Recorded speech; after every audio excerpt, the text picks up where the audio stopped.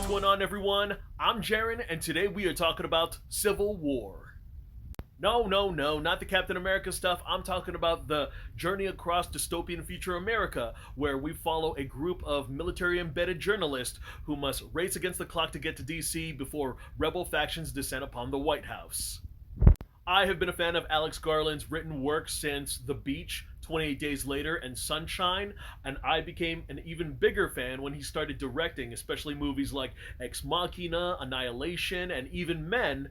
Yes, I know that one gets a lot of hate, but amongst anything else, I really appreciate that everything he puts in front of the camera has beauty that stands out amongst the horror. Collaborating with A24 once again, the studio really wanted to lean into making bigger budget movies. They're very well known for giving creatives a chance to bring their visions to life on a small budget, but at some point it's in the best interest of the business to at least turn a profit. Hence, bringing about Garland's Civil War being the most expensive A24 production to date.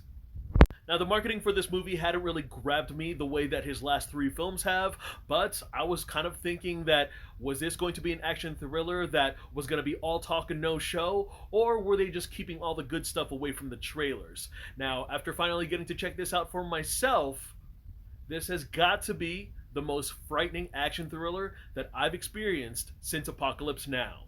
And I gotta say, there is something different about gunfire in this particular genre, because that initial bang was just enough to send chills down my spine over the glamorized adrenaline rush.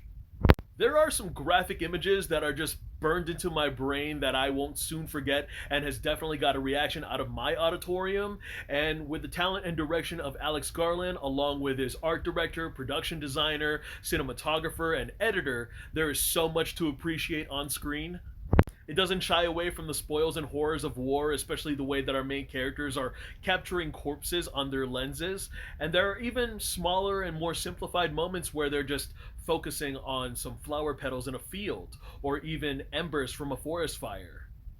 After the controversial views and opinions on Garland's last movie, Men, I think it was a very smart and safe move to handle the narrative of the story through the eyes of journalists and photographers, and especially with the results of this dystopian America, it is unclear to how this war started or who started it all. There is no perspective of this storytelling, nor through our main characters, on which side they're on or who's right or wrong. So if you're looking to establish some definitive political message through this movie, you're not going to get that here. I just think that it's rather unbelievable that California and Texas would ever team up in alliances, considering their polarized political views. Getting into some of the talent here, Kirsten Dunst plays Lee. She's a well-known war journalist who happened to see a lot of shit in her line of work. She's desensitized to death and danger, but somehow her walls are just put up to the test at every turn. She is determined on her journey and manages to maintain an eye on everything that she captures on her camera shutters. Her performance may come off as stoic, but this is unlike any other role that Kirsten Dunst has done in her career. Kaylee Spaney plays Jessie. She's a young photographer who idolizes Lee and wants to follow into her footsteps as a war journalist. She is very naive when it comes to navigating through the dangers that they chronicle on this road trip, and her dynamic with Lee is some of my favorite components amongst this film. There's this hunger with Jessie to prove herself to Lee that she could do this job, and at the same time, Lee is trying to protect Jessie by pushing her away, yet somehow managing to open up to her. And I think a lot of these shared moments really unravel their characterization, which mirrors and parallels one another. Wagner Moura plays Joel. He's Lee's partner and more of a buffer within the group dynamic. He's a bit of an adrenaline junkie when he gets into the field, but he somehow has a vulnerable side to himself that he's not afraid to show. Stephen McKinley Henderson plays Sammy. He is the writer amongst the group of cameras. There is an ongoing gag about how old he is and how he tends to avoid confrontation. Although he may be the oddball out when it comes to decision making, he is technically the smart one. Nick Offerman as the President of the United States. I think we needed more of him.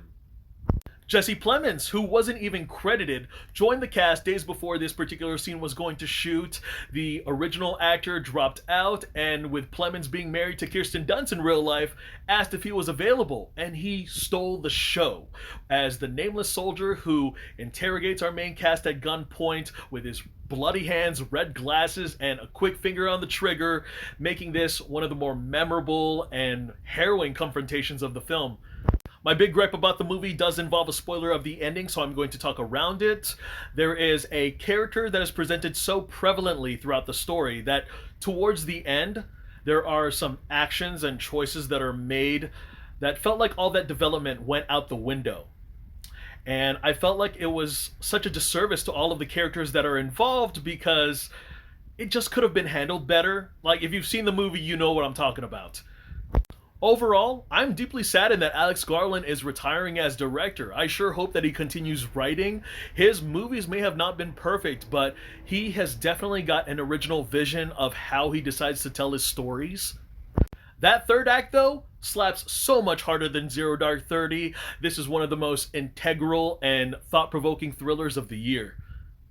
Well, alright guys, that's all I got to share about that movie. Go ahead and check it out on the biggest screen that you can. Make sure those speakers are working. And I want to thank you guys again so much for taking some time out of your day to hear me talk some movies. I'm Jaren Ugbanawag. Look forward to more reviews, and I'll see you guys at the theater. Take care.